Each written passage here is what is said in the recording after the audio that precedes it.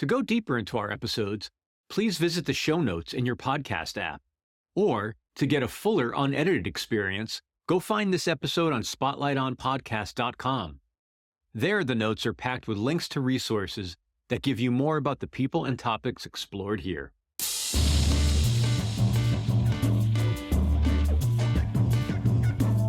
Hello and welcome to Spotlight On, a production of 23 Media Ventures. I'm your host, Lawrence Purrier. Today, the spotlight shines on American pioneering songwriter and now memoirist, Steve Wynn.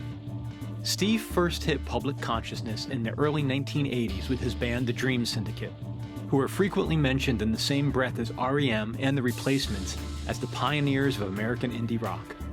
The Dream Syndicate's initial run did not outlast the decade that birthed them, but Steve's career did. With over 30 years of solo albums and collaborations to his credit, including in the early 2010s, a relaunched Dream Syndicate. Steve's latest projects come as something of a pair, a memoir recounting his early life through the initial run of the Dream Syndicate, and a new album of music inspired by the writing and the reflecting he did for the book. Our conversation spanned Steve's formative years, his musical relationships over time, his process, the roads not taken, and a glimpse into his near-term future activities, which includes a bunch of time on the road promoting the book and dates with the indie rock supergroup, The Baseball Project. It was a treat having Steve with us. Enjoy the talk.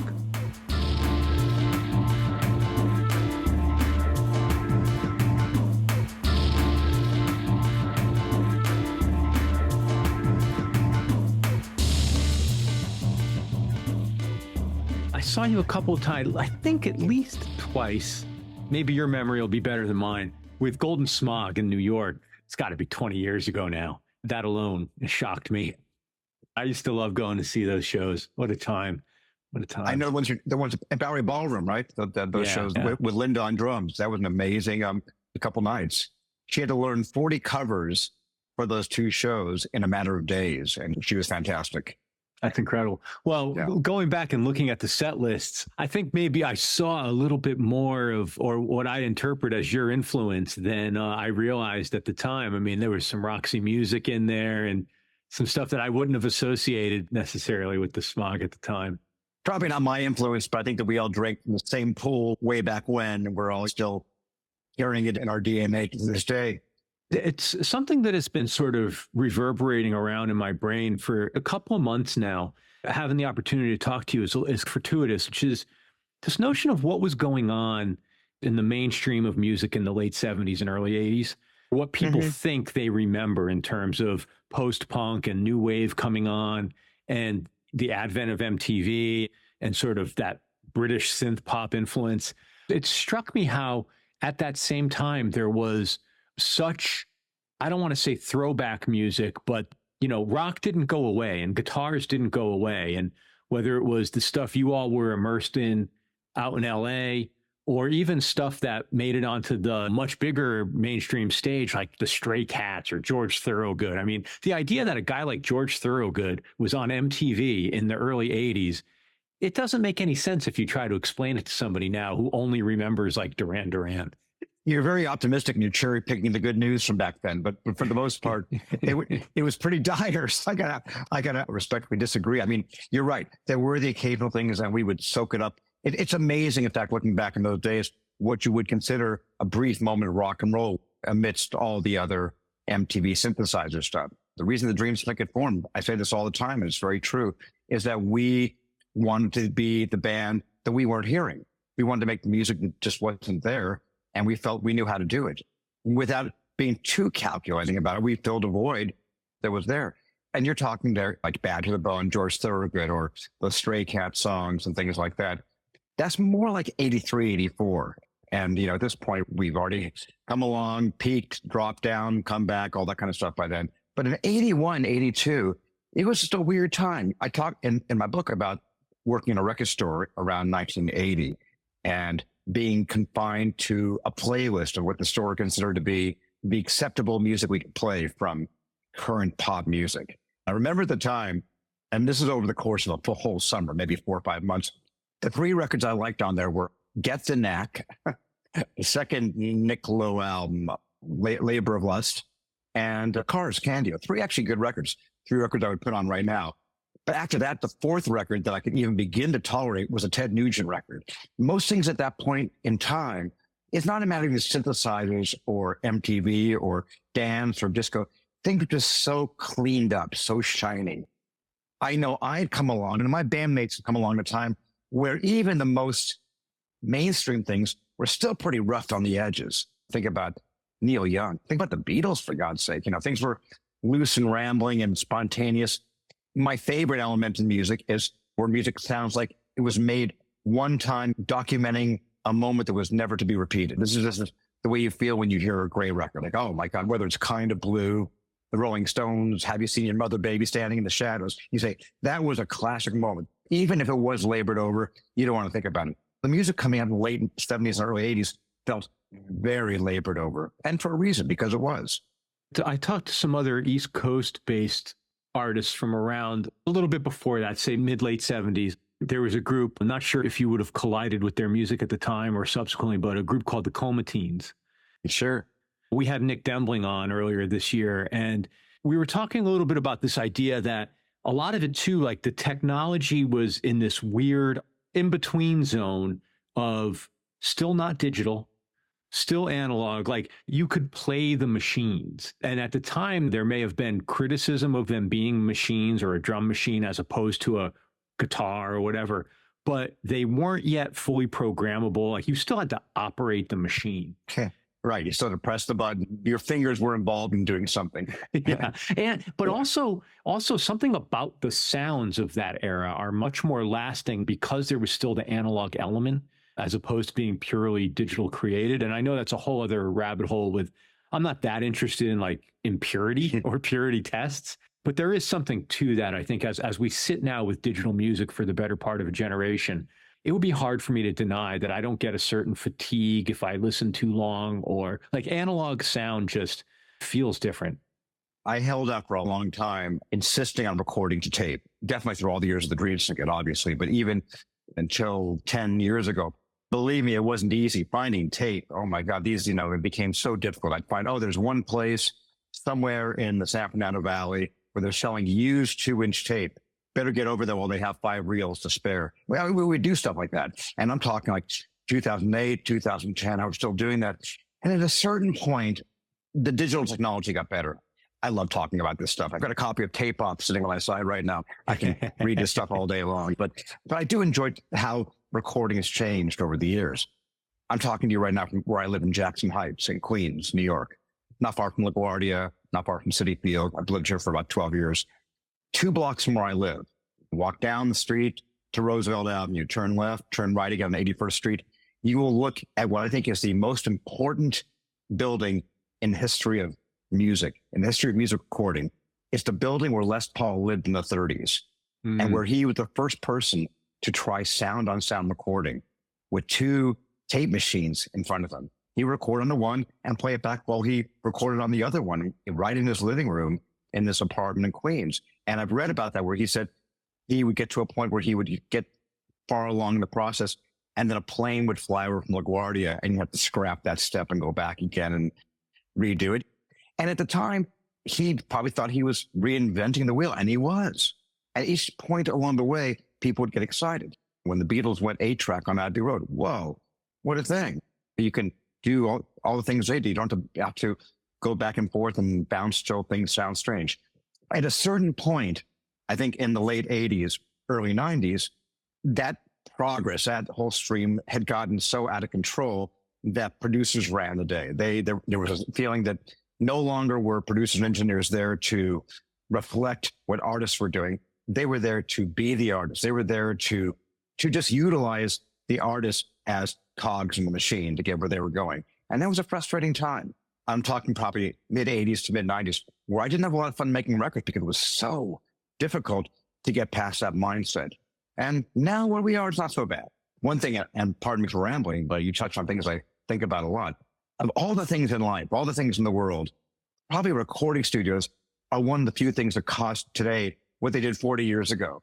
I remember when I was in my band before the Dream Syndicate, Suspects. I write about this band a lot in the book, the band I was in with Kendra Smith before the Dream Syndicate. And we wanted to make a single, and we traveled all around Sacramento, where we were living in, looking for a place to record. It's got to be a recording studio. We found one studio that said they would record our band. And what they did normally was jingles for commercials or things like that. They said, yeah, we can get you, it costs you $1,000 a day. $1,000 a day? We don't have that. We're college students eating macaroni and cheese. We finally lucked out and found a guy with a home recording studio in San Francisco who did it for much less than that. But $1,000 a day, that would be expensive now. It's funny how you actually can go now and find a place. And I'm not giving any of them away because I want to keep them to myself, but there are a lot of places you can go where you can make good either analog music or music using digital technology with people who understand how to make it sound analog. So things are much better now than they were, say, 30 years ago.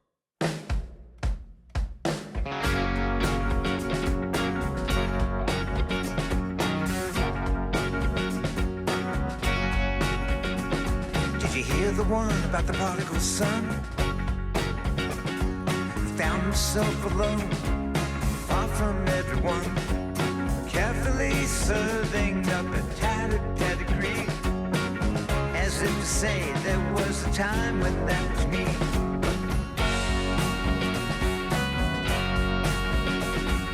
First flush of a mutual attraction.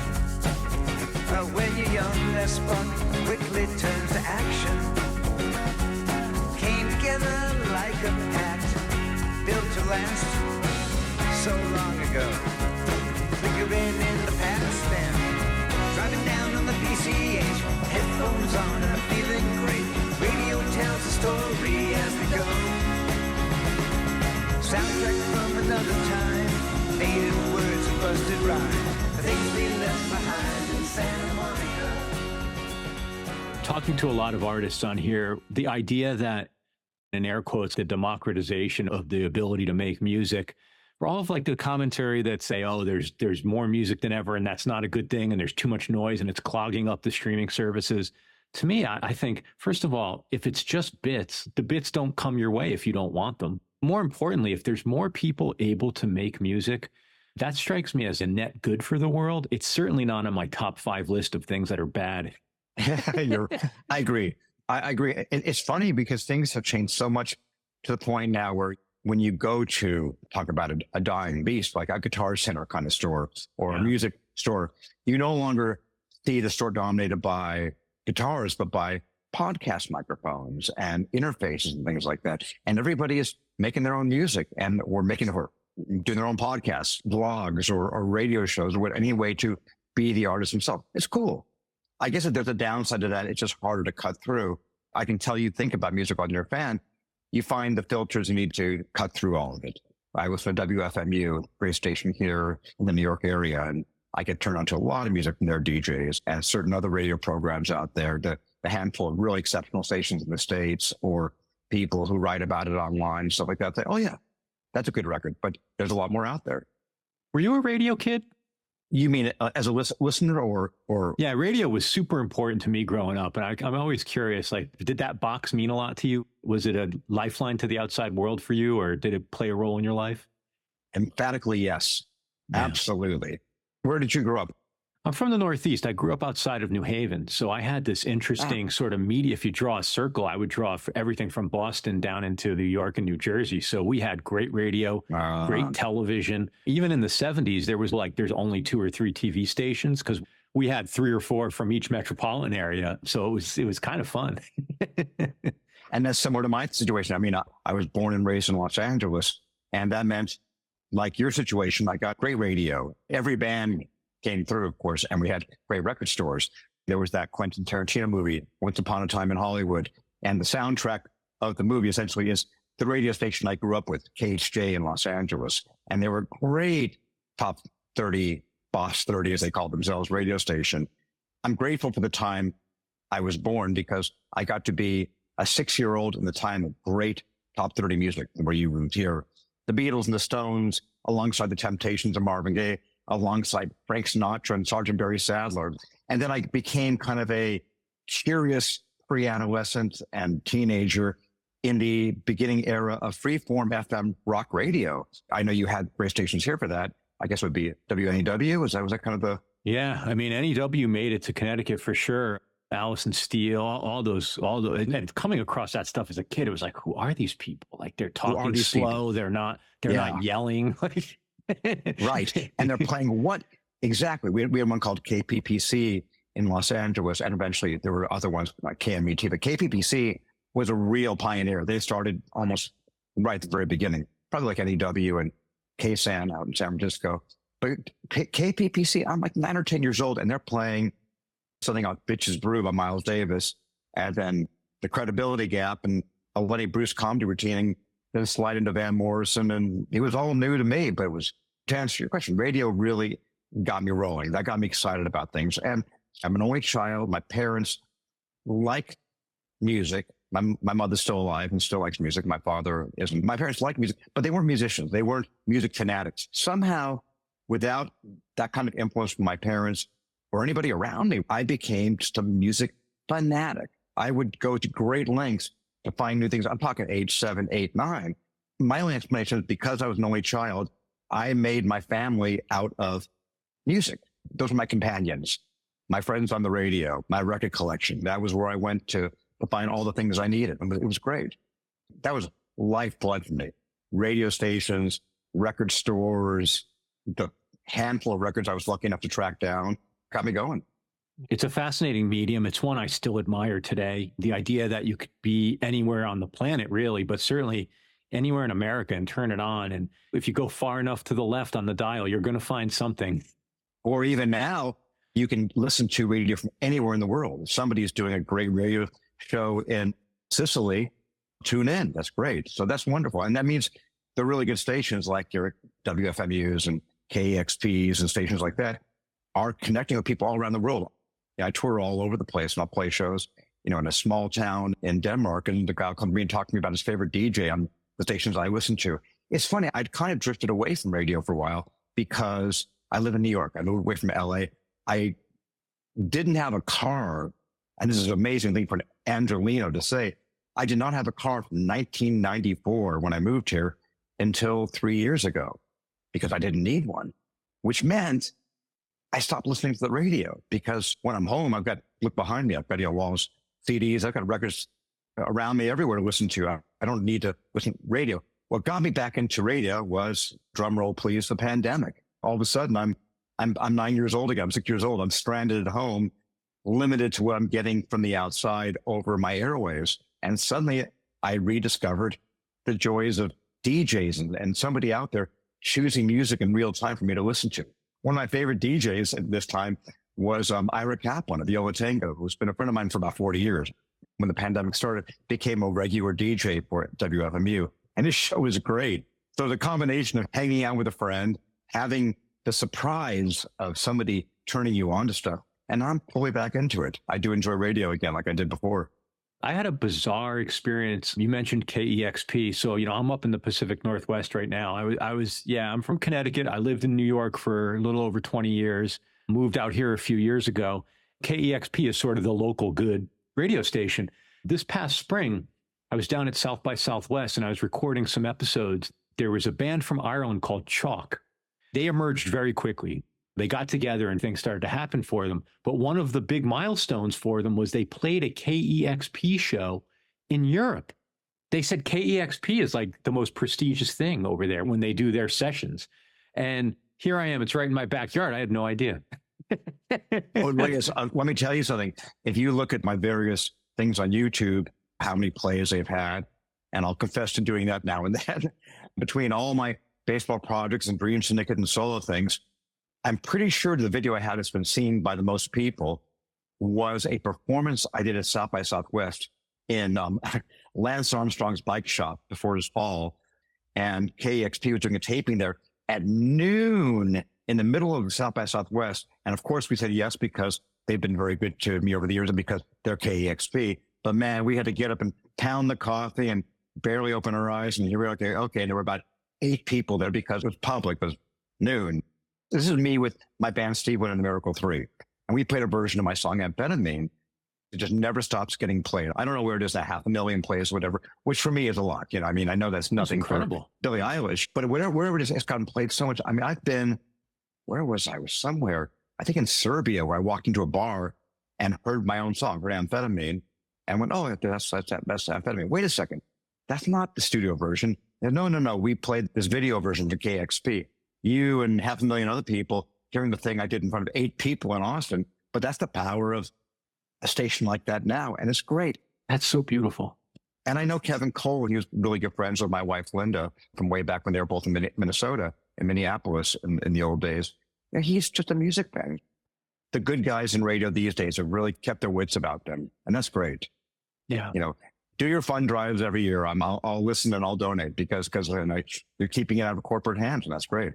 I love the one-to-one idea of like, okay, if I give my money here, it stays. And if I don't, then I'm part of the problem. In a world where things feel out of control, I like that calculus. It's great. A new memoir and a new album landing at the same time. Was the creative process done in tandem, or how are these two projects in dialogue with each other? They were done in tandem. Yes. The main thing I was doing for the last 4 years pretty intently, but for the last 10 years overall, was writing this book. I started the book in 2015, but really dove in earnest in 2020. Again, a pandemic thing, and started really diving into it. Once I decided I wanted to write this book, I just worked hard on it because you have to write a book. It takes some time. You need it no matter what. I can write a song and have written a lot of my songs in 5 or 10 minutes, but the book takes time. But while I was working on the book, I was still writing songs and still collaborating with people and still recording the songs I was writing. Once the book got a deal with Jawbone Press in the UK to come out, and I knew it was coming out, I thought, well, it'd be nice to have a record to go with it. And I realized I've got the record. I've been writing the soundtrack the whole time I've been writing the book without thinking about it. And I went back and looked at the songs I've been writing and recording. You know, I said, okay, well, what do I have? What are the things that are drifting around here that haven't been released that I'm working on?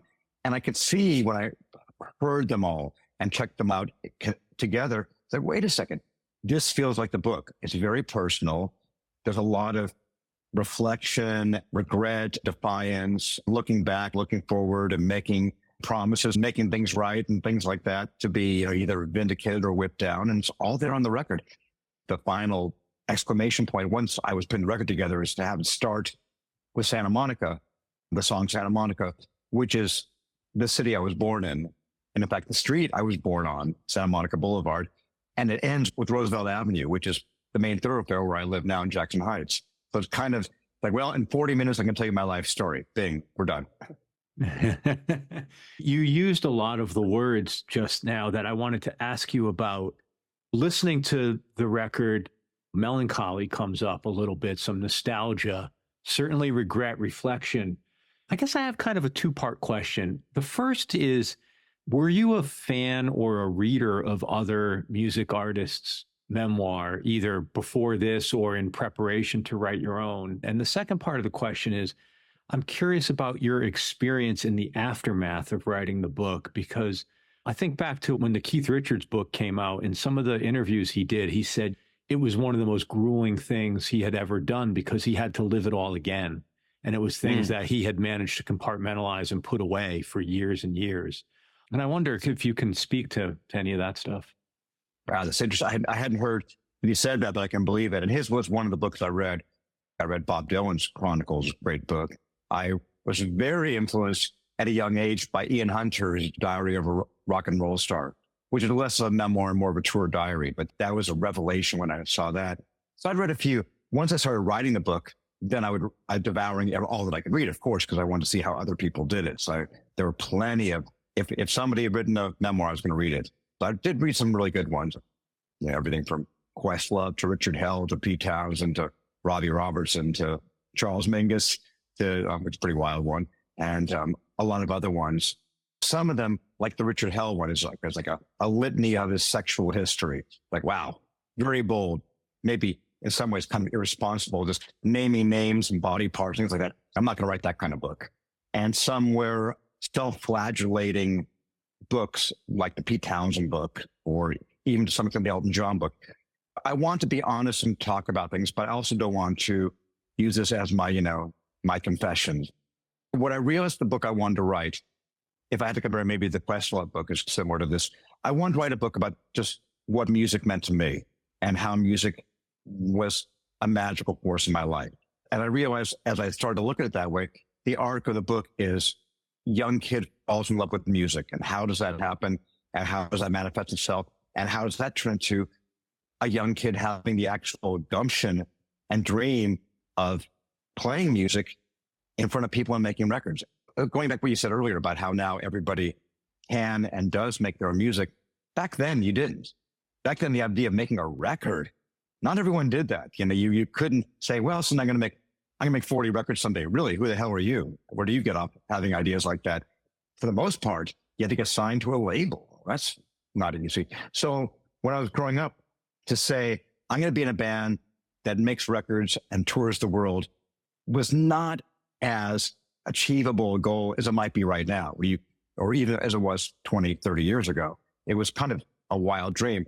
I had this impossible dream. Then I, amazingly enough, achieved what I could only dream about. And then I did all I could to sabotage it.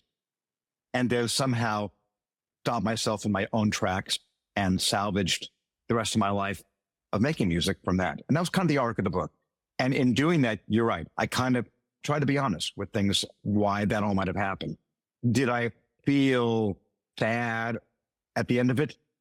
No, because I end up where I am. I like where I am. So it's okay. I can look back and say, oh, if there's anything right in the book, I realize is that I didn't always know how to deal with other people and confront relationships, mostly with other musicians.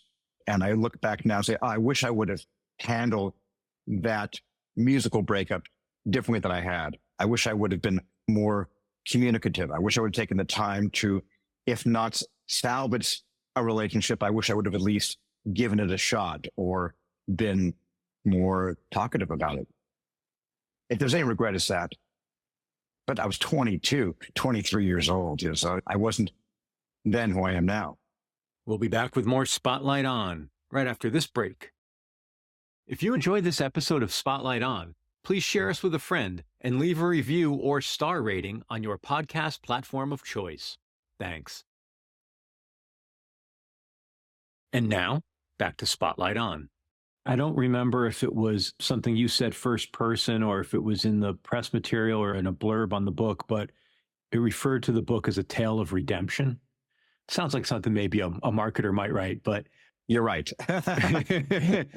But I wonder, does that phrase resonate for you in the context of the book? And if so, like what needed redeeming?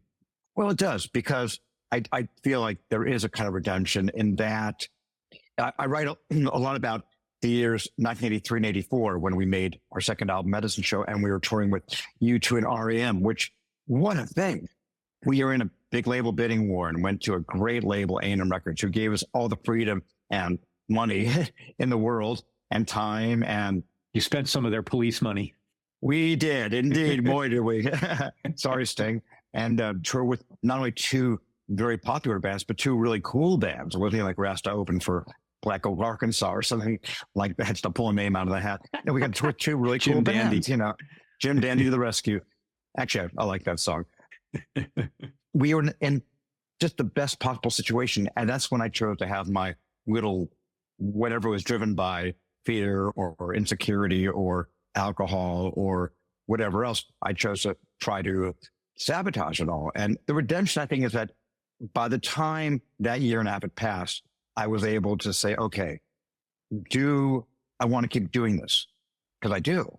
If you asked me after 2 records and 3 years of being in a band, doing all these things I'd only dreamed of, is this a life you want? I would say, yes, yes, yes.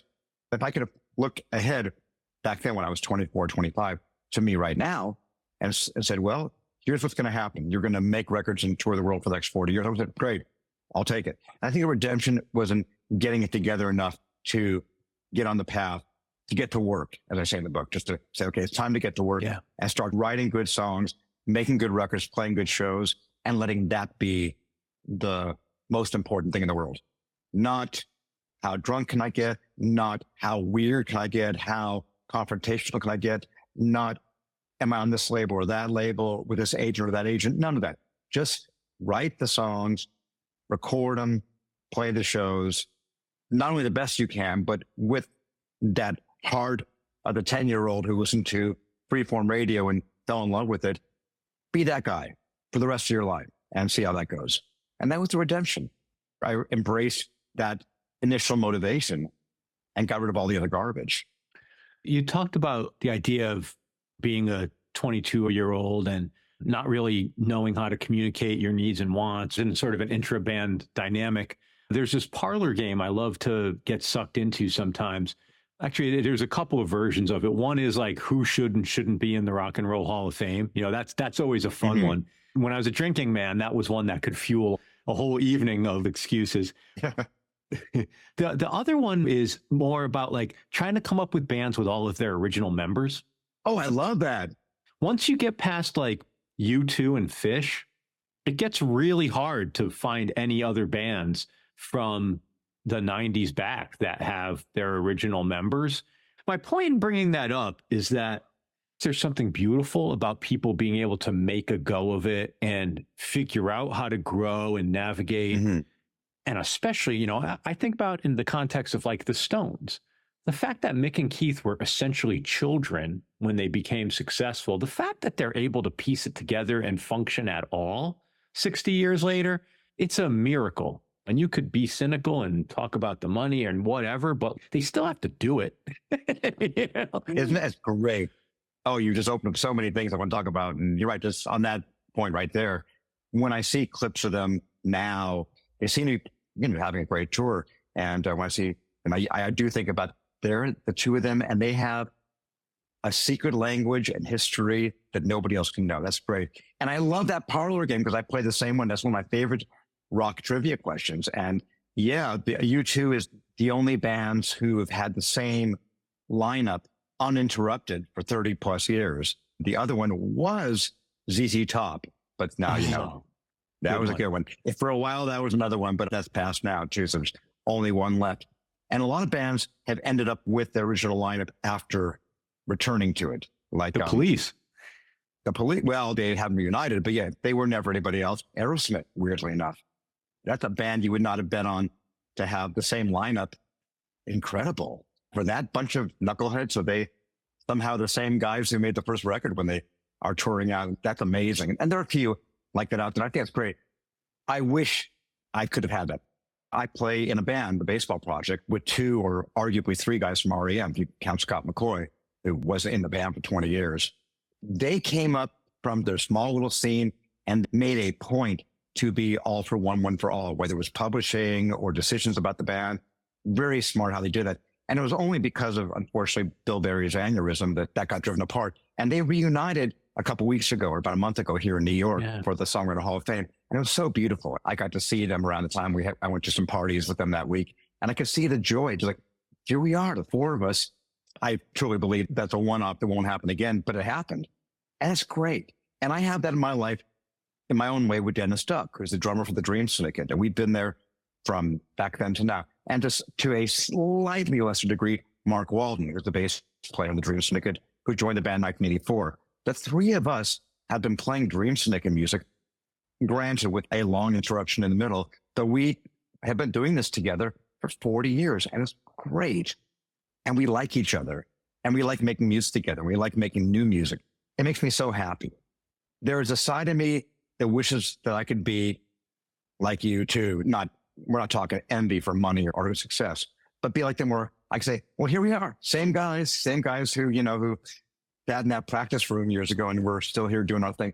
That's a beautiful thing, but it is not easy. There's a reason Aerosmith is all together. Hopefully they like each other, but a lot of money is at stake.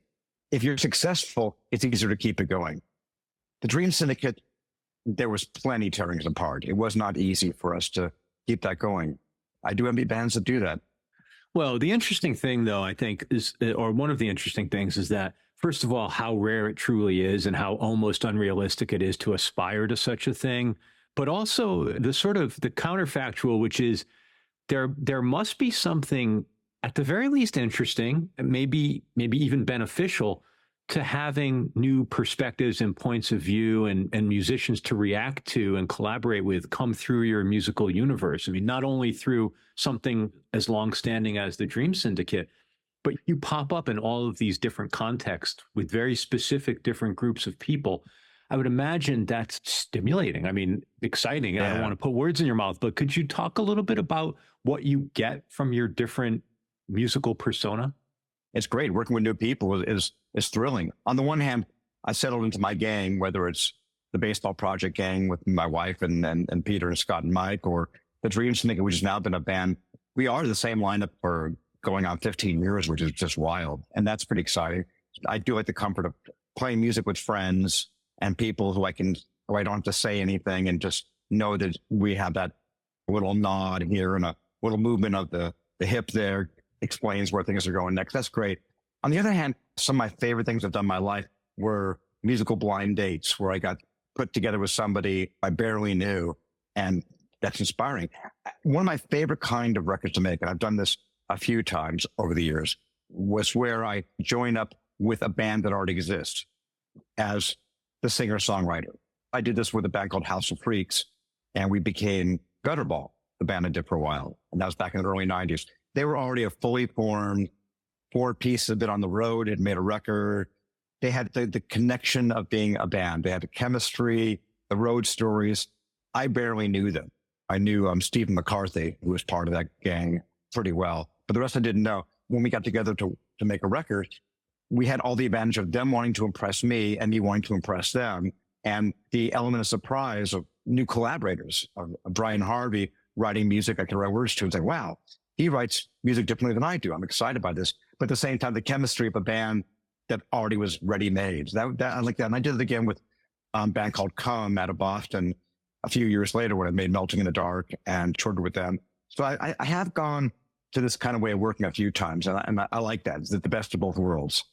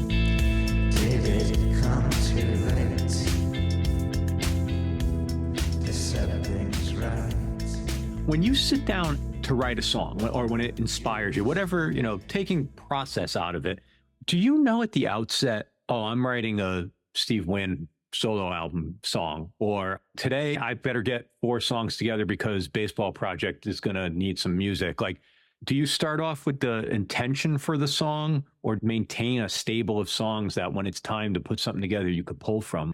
How do you think about your project and sort of metering out your creativity? Whatever works is fine. I'm always writing and coming up with little bits, but these days, for the most part, I write because it's time to do a record with somebody.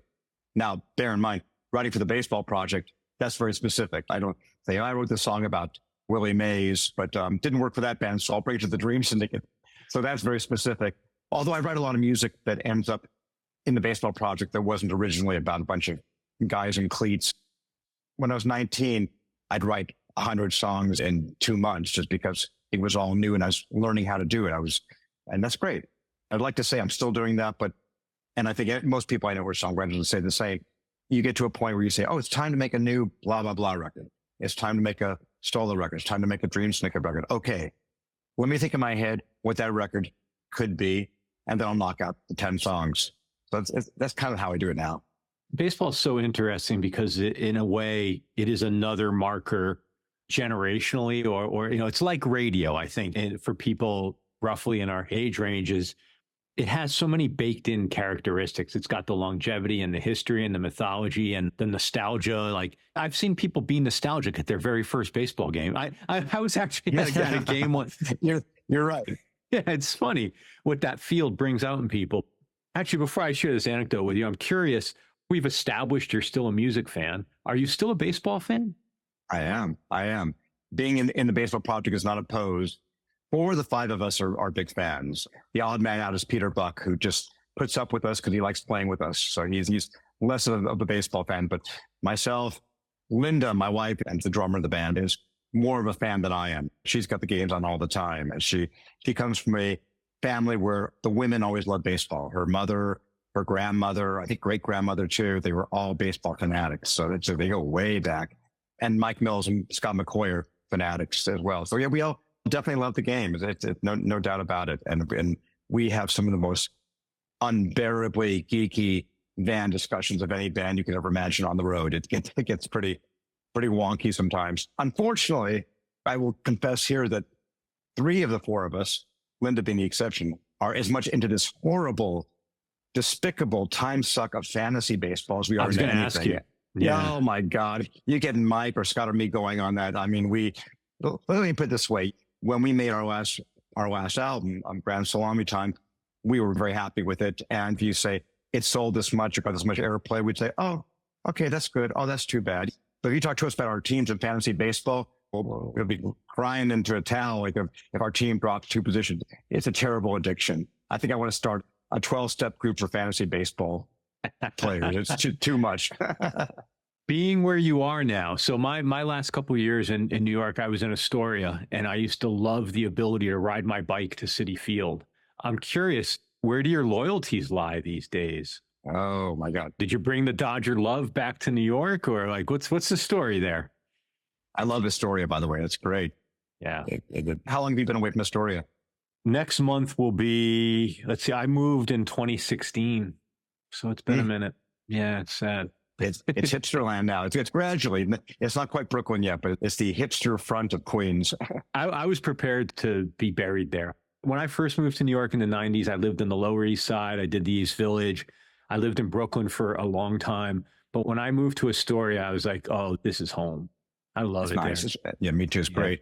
I always say about my baseball fandom, it's complicated. But the simple short answer is, well, and it's not simple or short, but growing up in LA, you would think I was a Dodger fan, but I actually did not like the Dodgers when I was a teenager because I was a rock and roll fan, counterculture fan, into all that kind of thing. And the Dodgers were a very squeaky, clean, boring white bread team.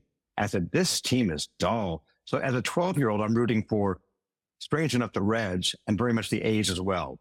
More interesting teams, less boring. And it was Fernando Valenzuela who got me back into the Dodgers.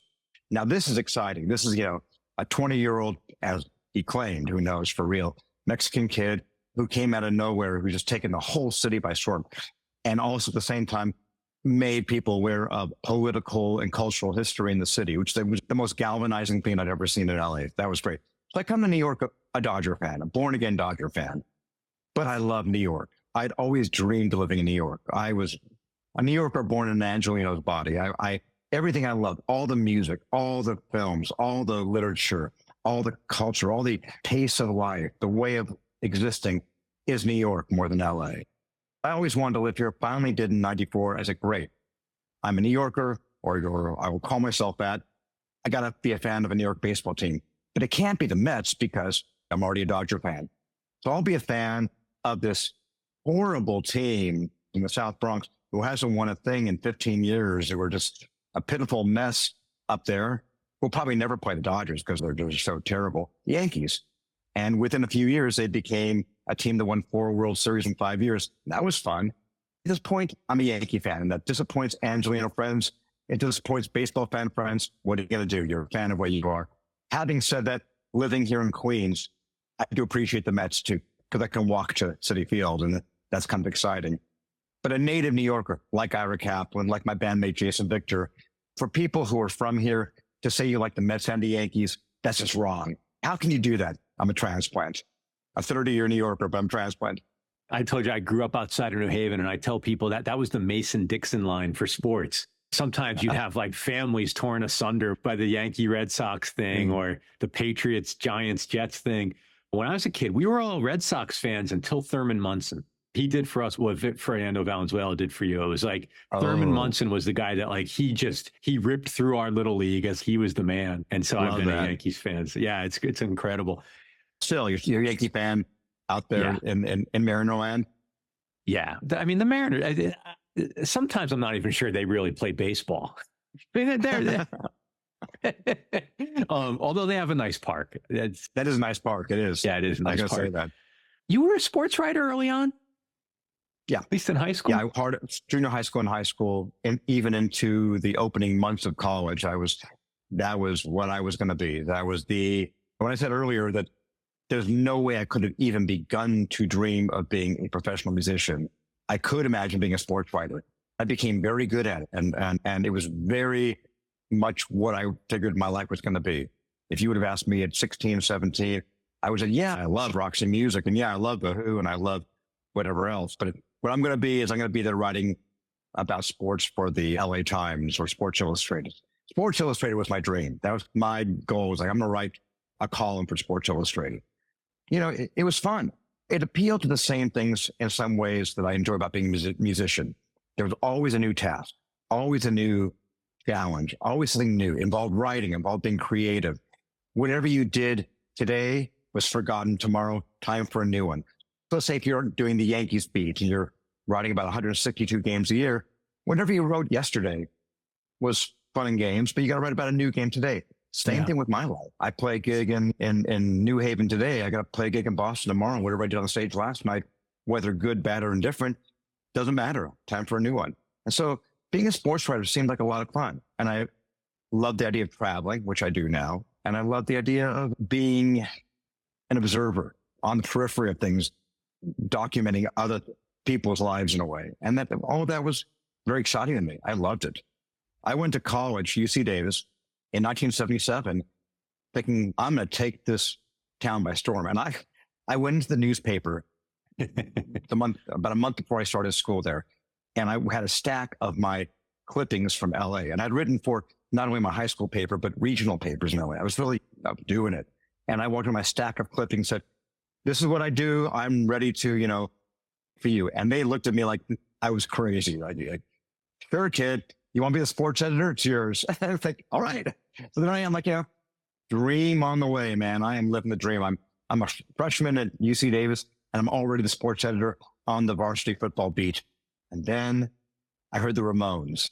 Oh. And then I saw the Sex Pistols. And then I saw Talking Heads.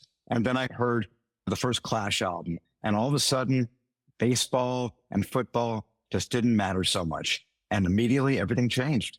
Before I go down that road with you, is there a particular writer or even a seminal piece that you really love in that genre? Growing up, I was a big fan of a writer named Jim Murray, who was the columnist for the LA Times, who was just poetic, was in a different league. But I mean, the John Updike piece about Ted Williams is gorgeous. I discovered that as an adult, and that and the Don DeLillo fictional piece about Frank Sinatra and Jackie Gleason and J. Edgar Hoover at the game. The things like that are great. But as a kid, it was all about Jim Murray, Sports Illustrated, things like that. One of the things that made me want to be a sports writer, besides all the things I just mentioned, was the idea you could be creative or put your own spin on things. And at the time, that wasn't so popular. Now, you look at The Athletic, for example. I'm going down a geeky road again, but I think what they do is great. With the freedom of the internet and blogs and everybody's a writer, you can actually have fun with baseball. Strangely enough, I did become a sports writer. I now write stories about baseball the way I want to write them. I just do it in lyrical form for a band. So things went full circle. Do you have the Library of America baseball anthology book? I do. It's a beautiful book. I can't see it right now, but yeah, I do have that. Yeah, it's great. So wonderful. It's so wonderful. It is.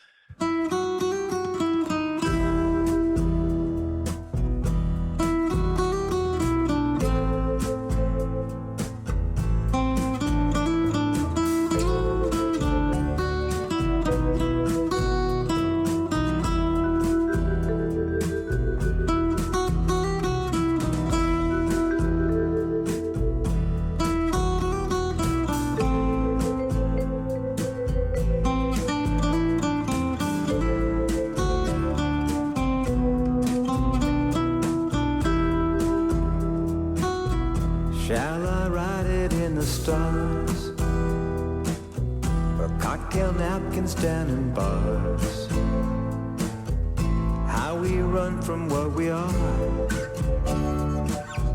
She loved him madly,